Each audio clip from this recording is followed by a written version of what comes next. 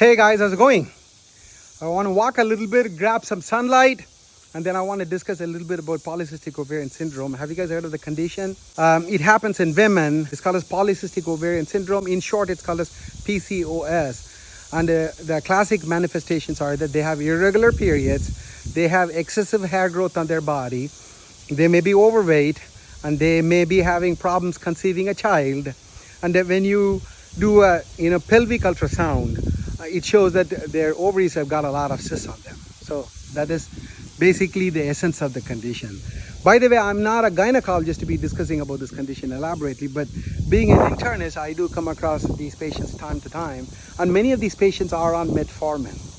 In fact, one of my friend's daughter got diagnosed with this condition, and she called me yesterday and she said like, hey uncle, I have PCOS and my doctors have started me on Metformin.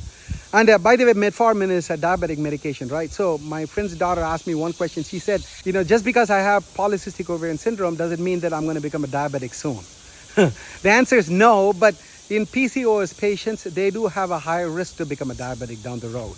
I think the risk is 2 to 4 times more than general population. And what happens is in polycystic ovarian syndrome, there's insulin resistance in these patients. So when there's insulin resistance, then the pancreas tries to overcome the resistance by secreting more insulin. So these patients have high levels of insulin in the blood. So that's called as hyperinsulinemia. And then that high levels of insulin causes a havoc.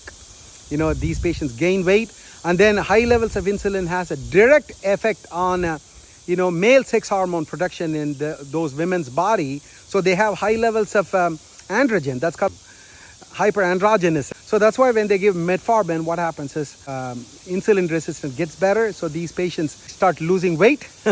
And then their excess male sex hormones, the androgen level starts coming down. So their period gets regulated. They may be able to conceive better. So everything gets better. So that's why metformin is started, not just to purely mess with the glucose and the insulin metabolism.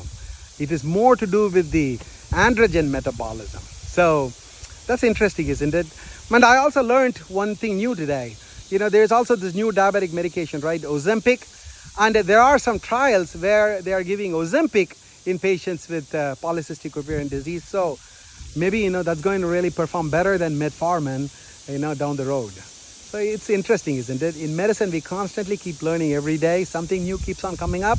And eventually, I hope they have great medicine for all these diseases and fix all the problems that humanity has. Talk to you later in my next post, guys. Goodbye.